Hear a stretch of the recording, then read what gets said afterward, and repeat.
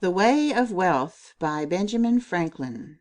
A collection of adages and advice presented in Poor Richard's Almanac during its first 25 years of publication. Courteous reader, I have heard that nothing gives an author so great pleasure as to find his works respectfully quoted by others. Judge then how much I must have been gratified by an incident I am going to relate to you. I stopped my horse lately where a great number of people were collected at an auction of merchants' goods. The hour of the sale not being come, they were conversing on the badness of the times, and one of the company called to a plain, clean old man with white locks, "Pray, Father Abraham, what think you of the times? Will not those heavy taxes quite ruin the country? How shall we be ever able to pay them? What would you advise us to?" Father Abraham stood up and replied, "If you would have my advice, I will give it you in short, for a word to the wise is enough," as Poor Richard says. They joined in desiring him to speak his mind, and gathering round him, he proceeded as follows.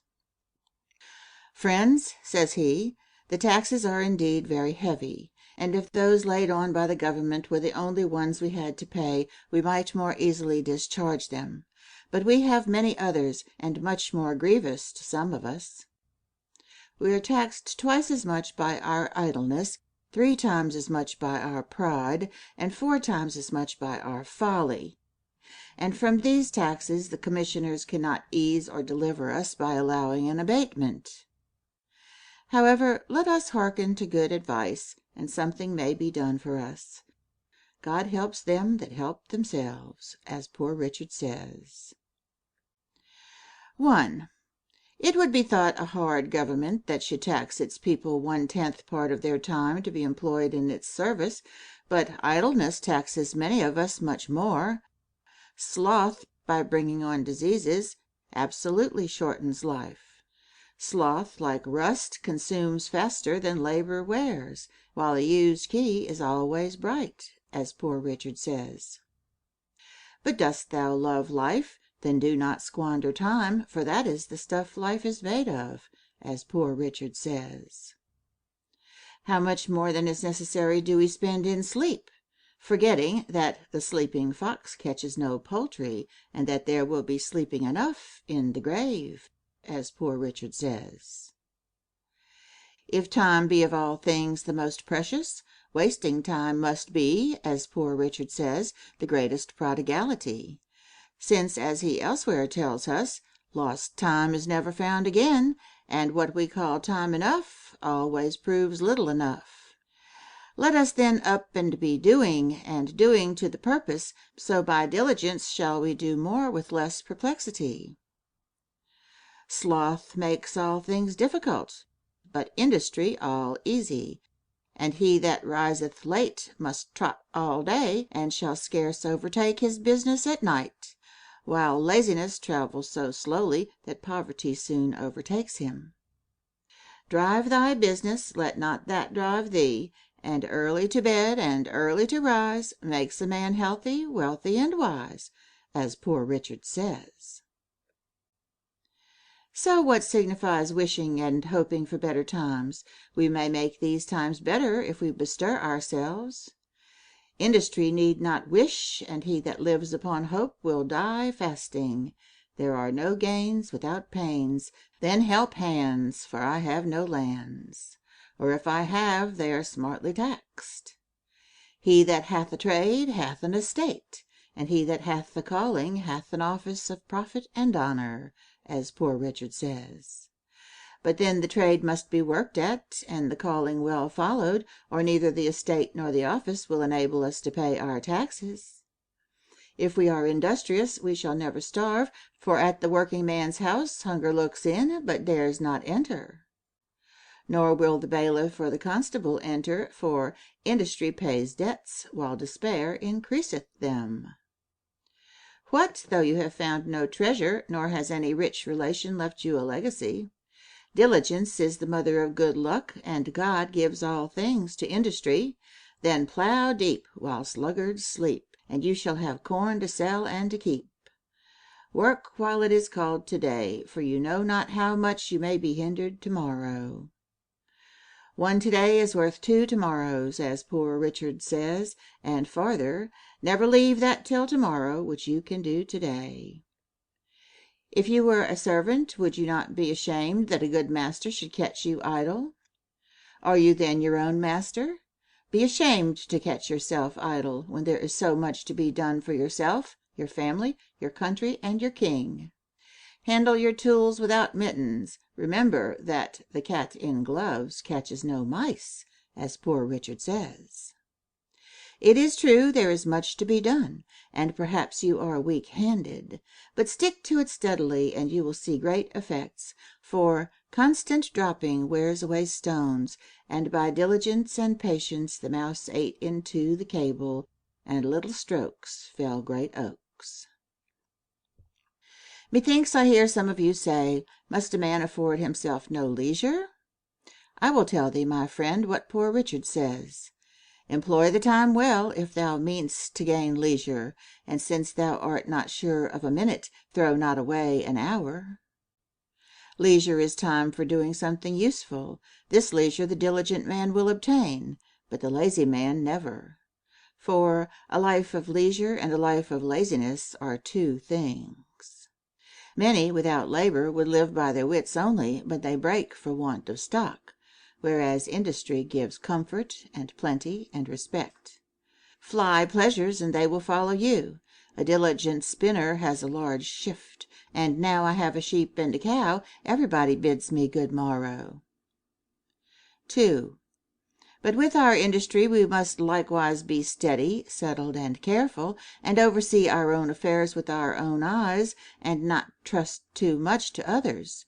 For, as poor Richard says, I never saw an oft-removed tree, nor yet an oft-removed family, that throve so well as those that settled be.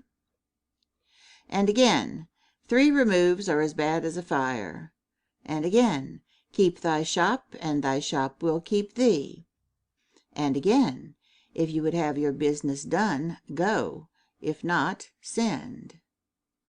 And again, he that by the plough would thrive, himself must either hold or drive. And again, the eye of the master will do more work than both his hands. And again, want of care does us more damage than want of knowledge. And again, not to oversee workmen is to leave them your purse open. Trusting too much the other's care is the ruin of many, for in the affairs of this world men are saved not by faith but by the want of it. But a man's own care is profitable, for if you would have a faithful servant and one that you like, serve yourself. A little neglect may breed great mischief. For want of a nail the shoe was lost, for want of a shoe the horse was lost, and for the want of a horse the rider was lost, being overtaken and slain by the enemy, all for want of a little care about a horseshoe nail. 3. So much for industry, my friends, and attention to one's own business, but to these we must add frugality if we would make our industry more certainly successful. A man may, if he knows not how to save as he gets, keep his nose all his life to the grindstone, and die not worth a groat at last. A fat kitchen makes a lean will, and many estates are spent in the getting, since women for tea forsook spinning and knitting, and men for punch forsook hewing and splitting. If you would be wealthy, think of saving as well as of getting. The Indies have not made Spain rich, because her outgoes are greater than her incomes. Away then with your expensive follies, and you will not have so much cause to complain of hard times, heavy taxes, and chargeable families, for women and wine, game and deceit, make the wealth small and the want great. And farther, what maintains one vice would bring up 2 children. You may think perhaps that a little tea or a little punch now and then, diet a little more costly, clothes a little finer, and a little entertainment now and then can be no great matter. But remember, many a little makes a mickle. Beware of little expenses. A small leak will sink a great ship, as Poor Richard says. And again, who dainties love shall beggars prove, and moreover, fools make feasts, and wise men eat them. Here you are all got together to this sale of fineries and knickknacks. You call them goods, but if you do not take care, they will prove evils to some of you. You expect they will be sold cheap, and perhaps they may for less than they cost. But if you have no occasion for them, they must be dear to you. Remember what Poor Richard says, "Buy what thou hast no need of, and ere long thou shalt sell thy necessaries." And again, at a great pennyworth, pause a while. He means that perhaps the cheapness is apparent only, and not real, or the bargain, by straightening thee in thy business, may do thee more harm than good. For in another place he says, "Many have been ruined by buying good pennyworths." Again, it is foolish to lay out money in a purchase of repentance. And yet this folly is practised every day at auctions, for want of minding the almanac. Many a one, for the sake of finery on the back, have gone with a hungry belly, and half starved their families. Silks and satins, scarlet and velvets, put out the kitchen fire, as Poor Richard says. These are not the necessaries of life. They can scarcely be called the conveniences, and yet only because they look pretty, how many want to have them? By these and other extravagancies the genteel are reduced to poverty, and forced to borrow of those whom they formerly despised, but who, through industry and frugality, have maintained their standing, in which case it appears plainly that a ploughman on his legs is higher than a gentleman on his knees, as Poor Richard says. Perhaps they have had a small estate left them, which they knew not the getting of. They think it is day, it will never be night. That a little to be spent out of so much is not worth minding, but always taking out of the meal tub and never putting in soon comes to the bottom, as Poor Richard says. And then, when the well is dry, they know the worth of water. But this they might have known before, if they had taken his advice. If you would know the value of money, go and try to borrow some, for he that goes a-borrowing goes a-sorrowing, as Poor Richard says. And indeed, so does he that lends to such people when he goes to get it in again. Poor Dick farther advises us, and says, "Fond pride of dress is sure a very curse. Ere fancy you consult, consult your purse." And again, "Pride is as loud a beggar as want, and a great deal more saucy." When you have bought one fine thing, you must buy 10 more, that your appearance may be all of a piece. But Poor Dick says, it is easier to suppress the first desire than to satisfy all that follow it. And it is as truly folly for the poor to ape the rich as for the frog to swell in order to equal the ox.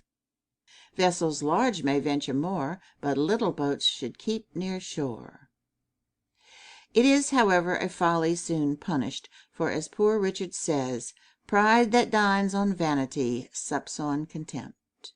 Pride breakfasted with plenty, dined with poverty, and supped with infamy. And after all, of what use is this pride of appearance, for which so much is risked, so much is suffered? It cannot promote health, nor ease pain. It makes no increase of merit in the person. It creates envy and hastens misfortune. But what madness it must be to run in debt for these superfluities! What are offered by the terms of this sale? 6 months' credit, and that perhaps has induced some of us to attend it, because we cannot spare the ready money, and hope now to be fine without it. But think what you do when you run in debt. You give to another power over your liberty.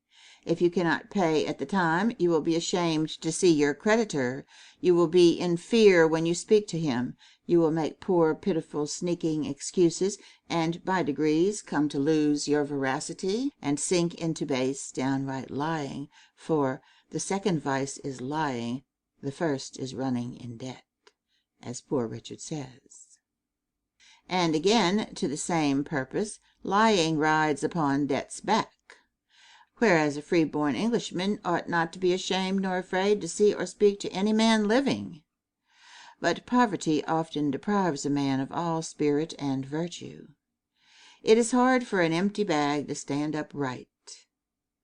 What would you think of that prince or of that government who should issue an edict forbidding you to dress like a gentleman or a gentlewoman, on pain of imprisonment or servitude? Would you not say that you were free, have a right to dress as you please, and that such an edict would be a breach of your privileges, and such a government tyrannical? And yet you are about to put yourself under that tyranny when you run in debt for such a dress. Your creditor has authority, at his pleasure, to deprive you of your liberty by confining you in jail for life, or by selling you for a servant if you should not be able to pay him.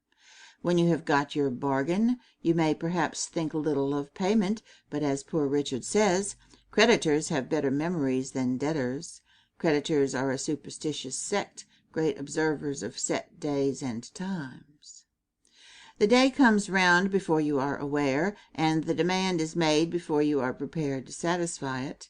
Or if you bear your debt in mind, the term, which at first seems so long, will as it lessens appear extremely short. Time will seem to have added wings to his heels as well as his shoulders. Those have a short Lent who owe money to be paid at Easter. At present, perhaps, you may think yourself in thriving circumstances, and that you can bear a little extravagance without injury, but for age and want, save while you may, no morning sun lasts a whole day. Gain may be temporary and uncertain, but ever while you live, expense is constant and certain. And it is easier to build 2 chimneys than to keep 1 in fuel, as poor Richard says. So rather go to bed supperless than rise in debt. Get what you can, and what you get hold. 'Tis the stone that will turn all your lead into gold. And when you have got the philosopher's stone, sure you will no longer complain of bad times, or the difficulty of paying taxes. 4. This doctrine, my friends, is reason and wisdom, but after all, do not depend too much upon your own industry, and frugality, and prudence, though excellent things, for they may all be blasted without the blessing of heaven, and therefore ask that blessing humbly, and be not uncharitable to those that at present seem to want it, but comfort and help them. Remember, Job suffered, and was afterwards prosperous. And now to conclude. Experience keeps a dear school, but fools will learn in no other, as poor Richard says. And scarce in that, for it is true, we may give advice, but we cannot give conduct. However, remember this, they that will not be counselled cannot be helped. And farther, that if you will not hear reason, she will surely rap your knuckles, as poor Richard says. Thus the old gentleman ended his harangue. The people heard it, and approved the doctrine, and immediately practiced the contrary, just as if it had been a common sermon, for the auction opened, and they began to buy extravagantly. I found the good man had thoroughly studied my almanacs, and digested all I had dropped on those subjects during the course of 25 years. The frequent mention he made of me must have tired anyone else, but my vanity was wonderfully delighted with it, though I was conscious that not 1/10 part of the wisdom was my own, which he ascribed to me, but rather the gleanings that I had made of the senses of all ages and nations. However, I resolved to be the better for the echo of it, and though I had at first determined to buy stuff for a new coat, I went away, resolved to wear my old one a little longer. Reader, if thou wilt do the same, thy profit will be as great as mine. I am, as ever, thine to serve thee, Richard Saunders. End of The Way of Wealth by Benjamin Franklin.